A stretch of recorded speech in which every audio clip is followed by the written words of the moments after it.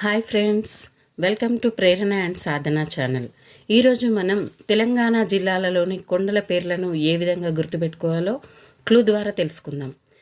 సాహిత్యం అందని నిర్మల కందిపప్పులో పెద్ద పల్లీలను వేసి జయన్నకు తినిపించింది. అయితే బాలుడు మహానగరంలో అనంత వికారంతో రాఖీ కడుతుంటే జాగ్రత్త అన్నాడు. ఇది ఏ విధంగా గుర్తుపెట్టుకోవాలి? చాలా ఈజీ ఫ్రెండ్స్.